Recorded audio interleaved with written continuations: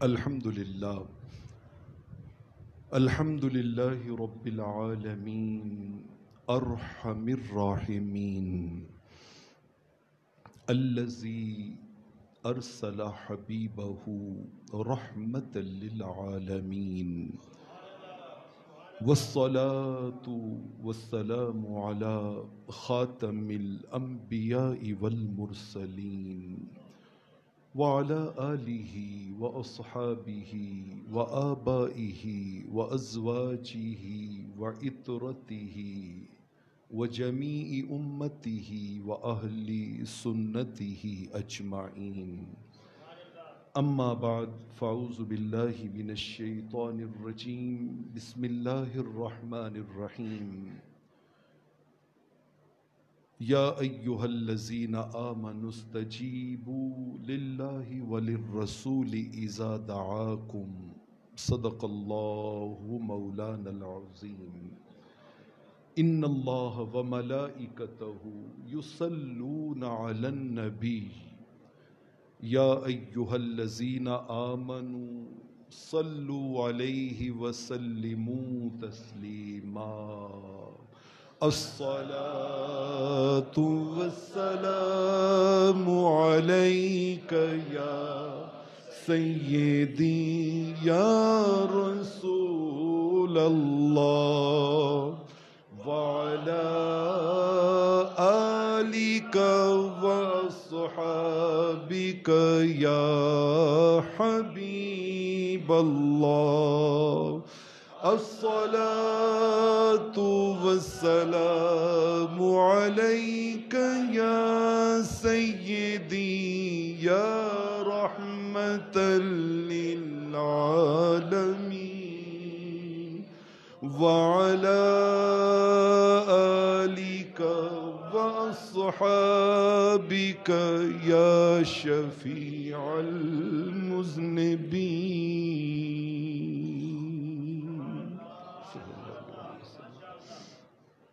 اللہ رب العالمین کا بے حد و حساب شکر ہے جس کی توفیق سے اس کی بارگاہ کرم میں حاضر ہیں. دعا ہے کہ رب کریم ہمیشہ دنیا و آخرت کے جملہ معاملات اپنے فضل و کرم و احسان سے فرمائے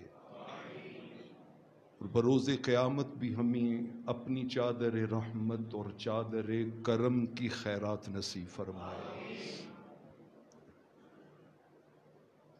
حاج صاحب اللہ ان کے سوز و گداز میں ہمیشہ برکت نصیب فرمائے اور میری دلی دعا ہے کہ وہ جو ہم ایک خواہش رکھتے ہیں نا کہ ہم سوئے حشر چلیں گے شہ ابرار کے ساتھ اور قافلہ ہوگا رواں قافلہ سالار کے ساتھ، تو جب اس قافلہ سالار کی سالاری میں انوار مدینہ میں جمعہ پڑھنے والے چل رہے ہونا تو حاجی صاحب اپنی اسی میٹھے لہجے میں ہمیں حضور کی نعتیں سنا رہے ہوں اور انشاءاللہ العزیز ایسے ہی ہوگا، ایسے ہی ہوگا. اللہ رب العالمین کے لطف و کرم سے آج جس موضوع کو عنوان گفتگو بنانے کا شرف نصیب ہو رہا ہے وہ ہے لبیک اللہم لبیک، لبیک اللہم لبیک.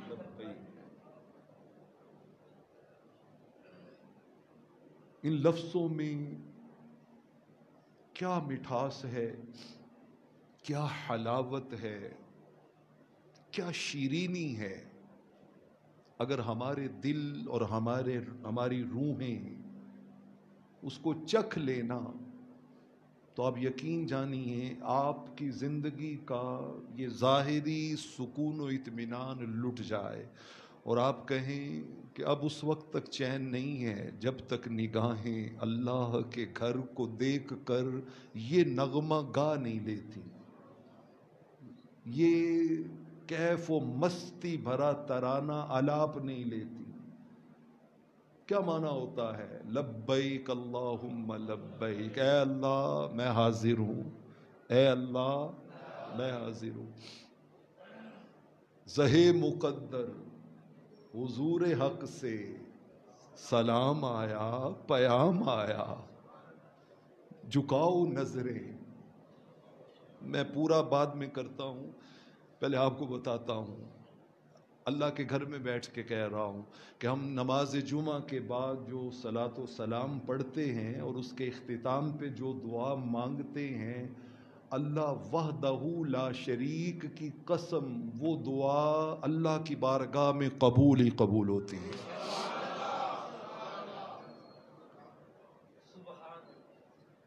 میں اس کا ثبوت دوں گا آپ کو، گفتگو کے اختتام پہ میں اس کا ثبوت دوں گا آپ کو۔ اب سنیے، زہے مقدر حضور حق سے سلام آیا، پیام آیا، جھکاؤ نظریں، بچھاؤ پلکیں، ادب کا اعلیٰ مقام آیا۔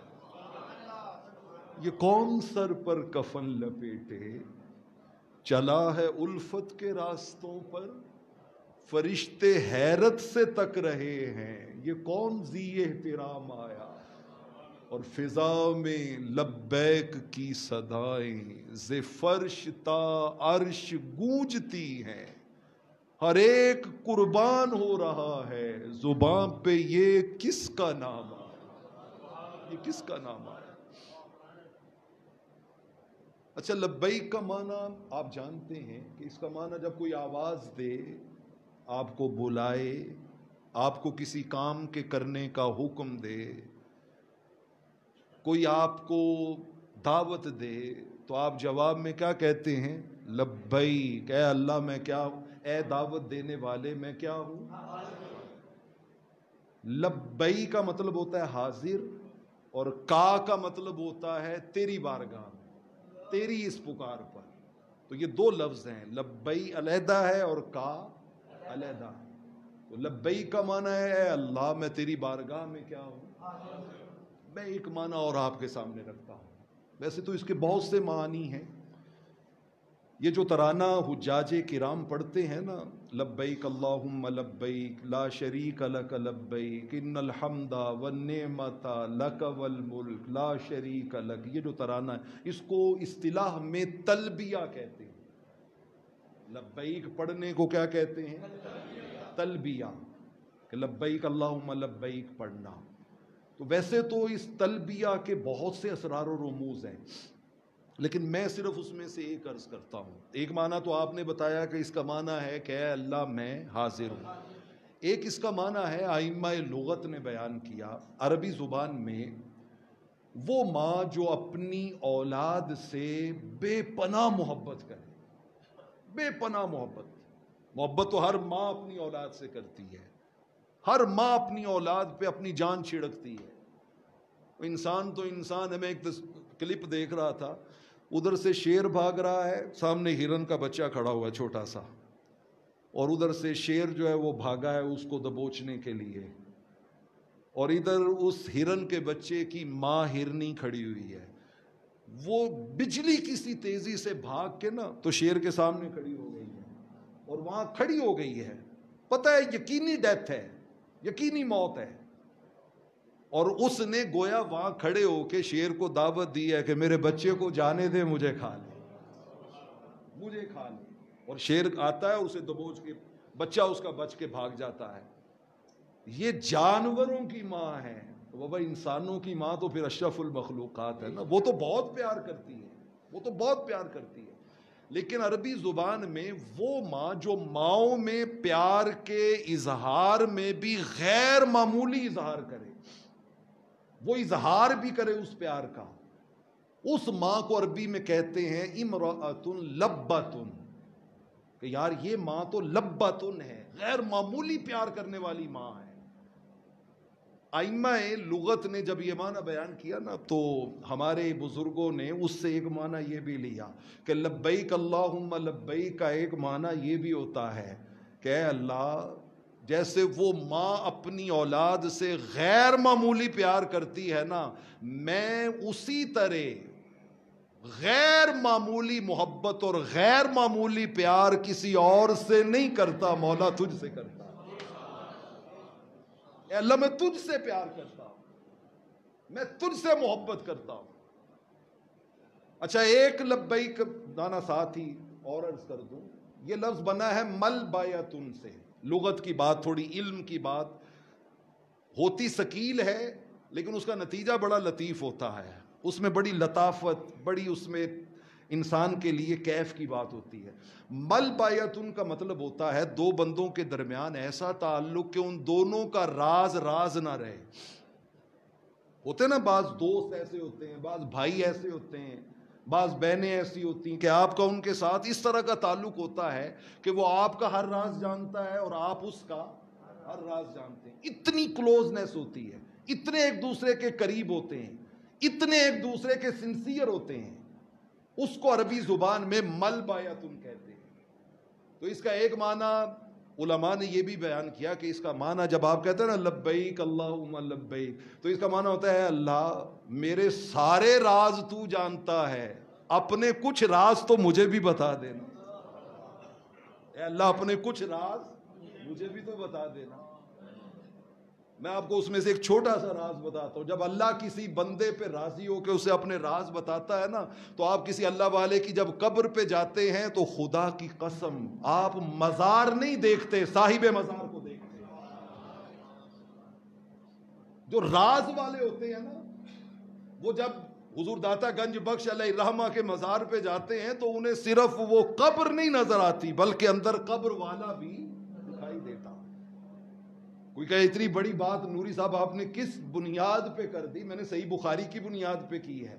رب ذوالجلال نے فرمایا جب میں کسی کو اپنا رازدار بنا لوں نا اور راز کھولنے شروع کر دوں تو پھر کنت بصرہ الذی یبصر بہ، جب وہ دیکھتا ہے تو وہ آنکھیں اس کی نہیں ہوتی، میں خود اس کی آنکھیں بن جاتا ہوں۔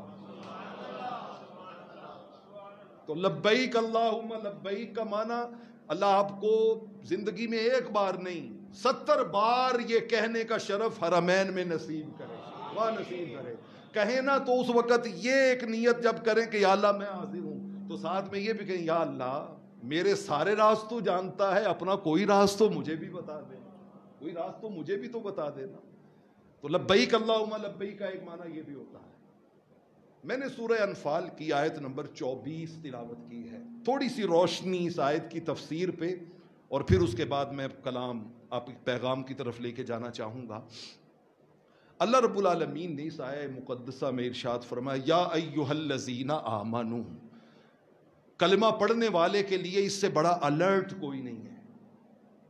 آپ کہتے ہیں نا الرٹ جاری ہو گیا ہے، فلاں جی ملک میں آرمی نے الرٹ جاری کر دیا ہے، فلاں تنظیم نے الرٹ جاری کر دیا ہے، مطلب الرٹ کر دیا ہے کہ بی کیئرفل، ذرا الرٹ ہو جاؤ۔ تو قرآن مجید میں جب اللہ کہتے ہیں نا یا ایھا الذین آمنوا، تو ہمیں جمائیاں نہیں لیتے رہنا چاہیے، ہمیں سر جھکا کے نہیں بیٹھے رہنا چاہیے، ہمیں غفلت میں نہیں پڑے رہنا چاہیے، ہمیں الرٹ ہو جانا چاہیے کہ یار میرا اللہ مجھ سے بات کرنے لگا۔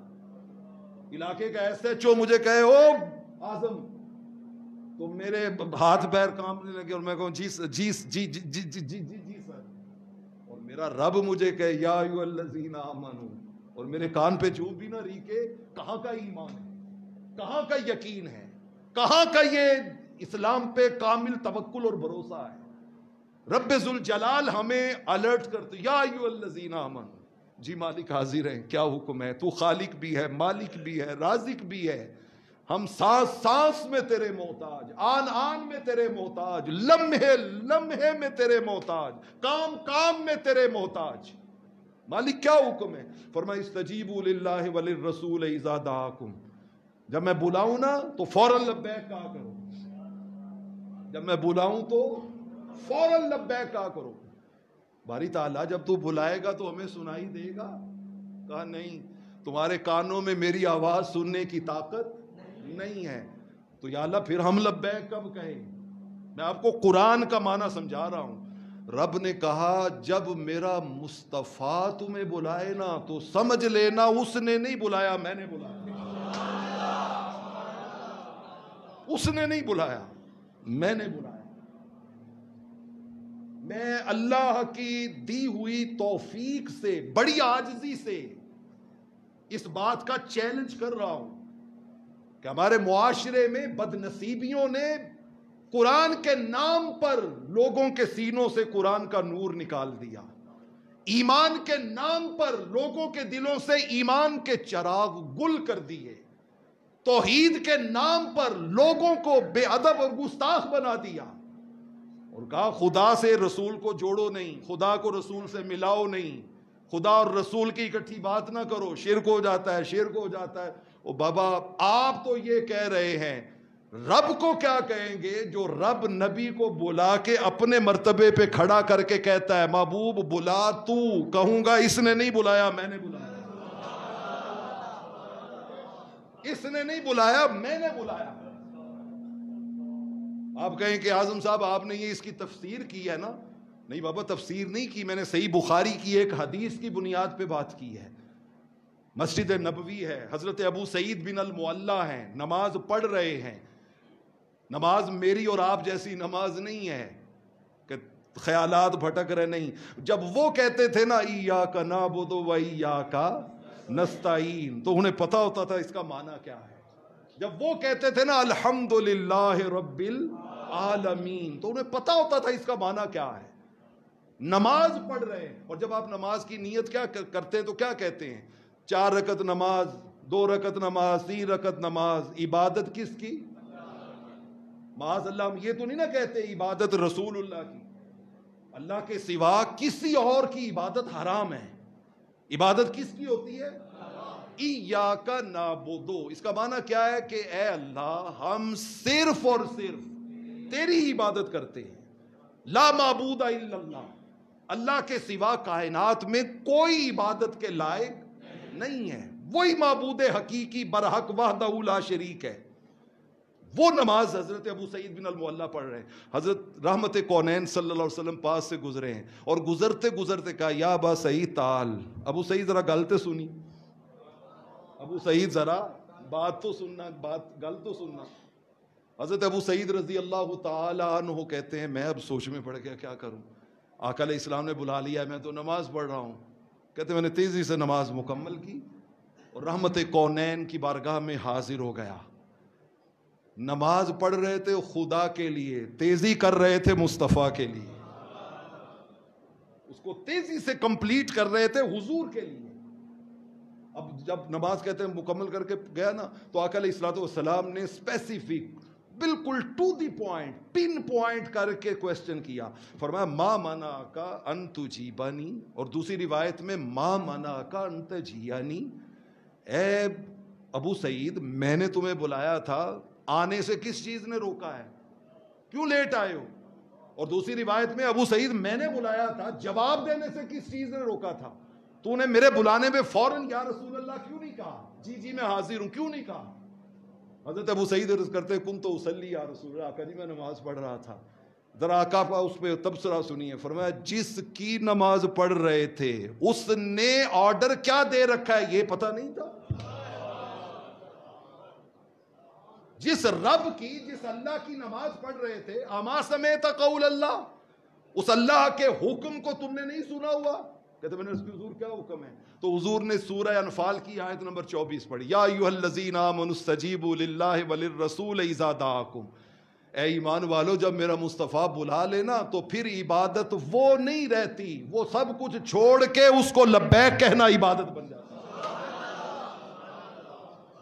اب تمہارا نماز پڑھتے رہنا عبادت نہیں تھا, اب جی یا رسول اللہ, جی یا رسول اللہ, جی یا رسول اللہ یہ کہنا کیا تھا؟ عبادت. اب یہ عبادت تھا. تو دوستان عزیز, یہ ہے قرآن کا دیا ہوا فہم, یہ ہے صحیح بخاری کا دیا ہوا عقیدہ. تو لبیک اللہم لبیک کا معنی جو آپ نے سمجھا ہوا ہے, اگر آپ آنکھیں بند کر کے کہتے نا لبیک یا رسول اللہ, لبیک یا رسول اللہ, لبیک یا رسول اللہ, میں الحمدللہ قرآن و حدیث کے فہم کی بنیاد پہ پورے یقین کے ساتھ, اپنی پوری بصیرت کے ساتھ یہ جملہ کہہ رہا ہوں, اور اس کے لیے میرے پاس قرآن و حدیث کے ہزاروں, سینکڑوں نہیں کہہ رہا, اور مجھے پتا ہے کہ ہزاروں کا معنی کیا ہوتا ہے، ہزاروں دلائل موجود ہیں۔ لبیک یا رسول اللہ کا معنی یہی ہے، اے اللہ میں حاضر ہوں۔ باوجود اس کے کہ ہمارا عقیدہ ہے کہ اللہ خالق ہے اور حضور اللہ کی کیا ہے، مخلوق ہے، اللہ کسی کا محتاج نہیں ہے اور حضور اللہ کے کیا ہے، محتاج ہیں، لیکن یہ کہنا وہ کیسے بن گیا؟ ہم نے نہیں بنایا، خدا نے بنایا، اور ایسے ہی بنایا ہے جیسے قرآن بھرا پڑا ہے، من یطع الرسول فقد اطاع اللہ۔ اطاعت رسول کی کرو گے تو کنسیڈر کیا ہوگا کہ تم نے اطاعت کس کی ہے؟ اللہ کی ہے۔ واللہ ورسولہ احق ان یرضوہ، راضی منتیں ترلے رسول کے کرو گے سمجھا جائے گا تم نے راضی کس کو کیا ہے؟ اللہ کو کیا۔ جیسے یہ ساری چیزیں رسول کی خدا کی ہیں، ایسے ہی لبیک یا رسول اللہ کہنے کا معنی بھی ہے لبیک اللہم لبیک۔ اچھا، یہ جو حج ہے نا، حج میرے کریم آقا علیہ السلام نے 3 شرطیں بیان کی، اور ان 3 شرطوں پر رزلٹ بڑا خوبصورت دیا۔ اگر آدمی اس کو سمجھ کے کبھی اس کو سنے یا پڑھے تو ایمان کے گلشن میں بہار آتی ہے۔ میرے کریم آقا، صحیح بخاری صحیح مسلم کی متفق علیہ حدیث ہے، حضور نے فرمایا من حج للہ، پہلی شرط جو حج کرے کس کے لیے؟ سارے بولیے کس کے لیے؟ اللہ کے لیے۔ میں ابھی صبح 9 بجے سے ہم حج سیشن چل رہا تھا میرین ہوٹل میں، حجاج کی ٹریننگ تھی، اور وہاں اکثر و بیشتر ڈاکٹر حضرات تھے ہمارے شہر گجرانوالہ کے جو حج کی سعادت پانے جا رہے ہیں، تو ان کے لیے حج کا تربیتی سیشن تھا۔ تو میں ابھی وہاں چند گھنٹے پہلے ان کو ایک حدیث سنا رہا تھا، آپ کو بھی سناتا ہوں، کنز العمال کی روایت ہے۔ میرے کریم آقا علیہ الصلوۃ والسلام نے پوری امت کو 4 گروہوں میں بانٹا، 4 گروہوں میں۔ فرمایا میری امت کے کچھ لوگ امراء ہوں گے، ایلیٹ کلاس، جن کے پاس وسائل کی کمی کوئی نہیں ہے، حج 1 لاکھ سے 2 لاکھ، 2 لاکھ سے 4 لاکھ، 4 لاکھ سے 6 لاکھ سفر کرتا کرتا جب 10 کے قریب پہنچا ہے نا، تو اب غریبوں کی آسیں ٹوٹنے لگی ہیں، اب غریبوں کی امیدیں ٹوٹنے لگی ہیں۔ یار پہلے تو سوچتے تھے چلو 1 لاکھ 2 لاکھ 3 لاکھ 4 لاکھ کٹھا کر لیں گے، جاواں گے کدی اسی بھی، وہ بھی دن آوے گا سرکار میں مدینے ہوواں گا۔ تو اب وہ آسیں ٹوٹنے لگی ہیں، لیکن نہیں، ٹوٹنے نہیں دینا ان آسوں کو۔ وہ شاہ کہتے ہیں تم اپنے دل میں مدینے کی آرزو رکھنا، تم اپنے دل میں مدینے کی آرزو رکھنا، پھر ان کا کام ہے جذبے کی آبرو رکھنا۔ پھر وہ آرزو پوری کیسے ہوگی یہ وہ جانے۔ ابھی پڑھ رہے تھے نا حجی صاحب، مدینے حاضری کی دعا کرتے رہنا، اثر ہوگا نہیں ہوگا نبی جانے دعا جانے۔ پھر وہ عالم غیب سے اسباب بنتے ہیں، عالم غیب سے۔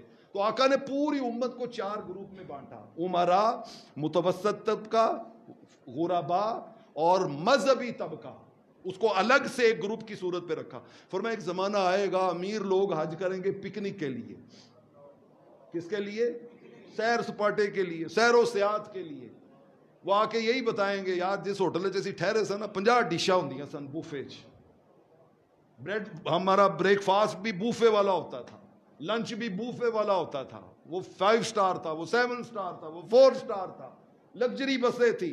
وہ یہی باتیں بتاتی ہیں۔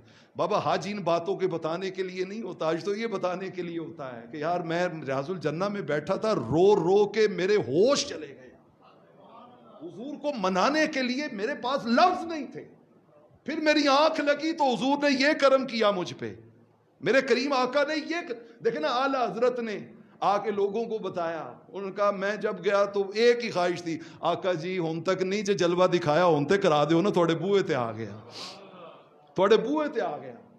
صبح یہی آرزو، شام یہی آرزو، دوپہر یہی آرزو، ہر نماز کے بعد دعا میں یہی آرزو۔ کہتے کرتے کرتے کرتے کرتے کرتے کرتے جب واپسی قریب آ گئی نا، تو پھر خود ہی ایک کونے میں بیٹھ کے خود کو کہنے لگے احمد رضا تو حضور کو دیکھنے کی آرزو لیے بیٹھا ہے، تو حضور کے زیارت اور دیدار کی بات کر رہا ہے۔ وہ جو مشہور زمانہ نعت ہے نا کہ جب سوئے لال ازار پھرتے ہیں تیرے دن اے بہار پھرتے ہیں، اور جو تیرے در سے یار پھرتے ہیں در بدر یوں ہی خار پھرتے ہیں، اور اس نعت کا مقطع کیا ہے؟ وہ کیا ہے جی صاحب؟ تجھ سے کتے، اس کا پہلا مصرع کیا ہے شاہ صاحب؟ ہاں، کوئی کیوں پوچھے تیری بات رضا، کوئی کیوں پوچھے تیری بات رضا، تجھ سے کتے ہزار پھرتے، تیرے جیسے ہزاروں نوکر ان کے در کے ہیں، تو اتنی بڑی خواہش؟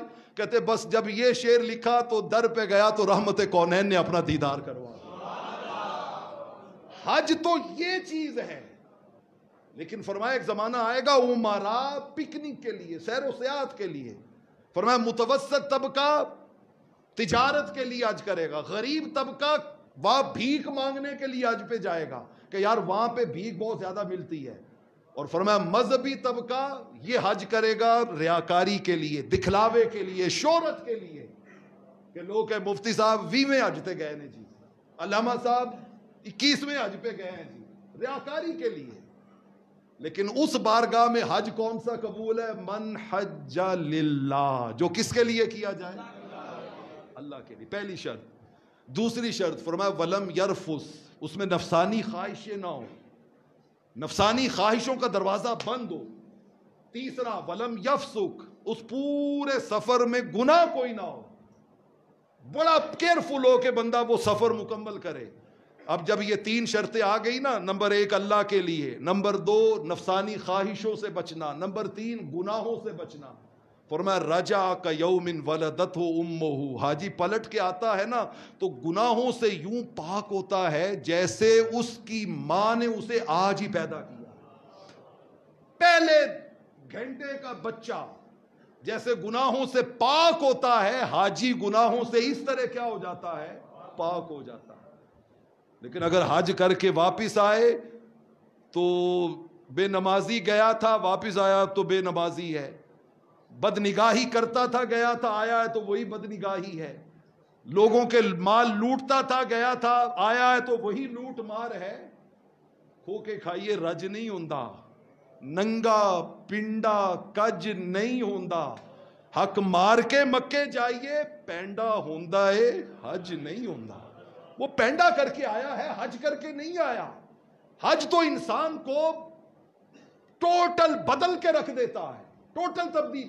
میں آپ کو کہانی سناتا ہوں، امام حاتم الاسم بہت بڑے ولی اللہ گزرے ہیں، اب میں ان پر ایک پورا خطبہ جمعہ دیا جا سکتا ہے، میں صرف ان کے تعارف میں ایک بات کرتا ہوں۔ بہت کامل ولی اللہ تھے، جیسے حضور داتا گنج بخش، جیسے حضور خواجہ غریب نواز، خواجہ معین الدین چشتی، اس لیول کے بہت بڑے بزرگ تھے حضرت امام حاتم الاسم۔ میں ان کا ایک کال صرف سناتا ہوں۔ آپ فرماتے ڈیلی شیطان نہ میرے پاس آتا ہے ورغلانے کے لیے، اور 3 باتیں وہ ڈیلی میرے اندر ڈالتا ہے، انجیکٹ کرتا ہے۔ پہلا وہ کہتا ہے حاتم تیرے پاس تو ہے ہی کچھ نہیں، کھائیں گا کتوں؟ ماذا تاکل، کیا کھاؤ گے؟ تاکہ اس کے دل میں آئے کہ یار مجھے کھانے کے لیے کوئی چیزیں جو ہے وہ دنیا کی حاصل کرنی چاہیے، اور حصول دنیا کی طرف آئے، دنیا کی طرف جب شروع کرے گا تو پھر اگلے مرحلے میں اس کو طے کرواؤں گا۔ دوسرا سوال کرتا ہے ماذا تلبس، یہ پھٹے پرانے تو نے کپڑے پہنے ہوئے ہیں، تو تیرا دل نہیں کرتا اچھے کپڑے پہننے کو؟ کیا پہنے گا؟ کوئی پہننے کے لیے اچھا لباس ہے تیرے پاس؟ اور پھر تیسرا سوال کرتا ہے این تسکن، یہ حجرے میں پڑا ہوا ہے، ٹوٹی سی چھت ہے، ٹوٹی دیواریں ہیں، تو کوئی اچھا گھر بنا یار، معاشرے میں کوئی تیری عزت بنے، کہاں رہے گا؟ تو روزانہ ڈیلی وہ کہتا ہے مختلف طریقوں سے آ کے نا مجھ پہ وہ 3 حملے کرتا ہے، کھائے گا کیا، پہنے گا کیا، رہے گا کیا، اور کہتا ہے میں 3 ہر دفعہ ایسے جواب دیتا ہوں کہ وہ دوبارہ پورا دن پھر میری طرف رجوع نہیں کرتا۔ وہ کہتا ہے کھائے گا کیا، میں کہتا ہوں موت کھاؤں گا۔ کیا کھاؤں گا؟ موت۔ وہ کہتا ہے پہنے گا کیا، میں کہتا ہوں کفن پہنوں گا۔ وہ کہتا ہے رہے گا کہاں، میں کہتا ہوں قبر میں رہوں گا۔ موت کھاؤں گا، کفن پہنوں گا، اور قبر میں۔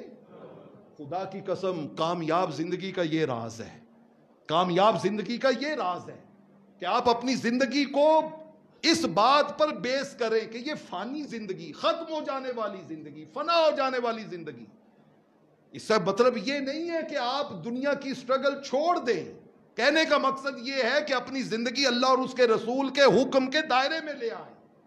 آپ 50 لاکھ کا بھلے سوٹ پہنے، لیکن وہ ہو اللہ اور اس کے رسول کے دائرے میں رہتے ہوئے رزق حلال سے کمایا ہوا، رزق حلال سے کمایا ہوا، دین کی بتائی ہوئی تعلیمات کی روشنی میں ہو۔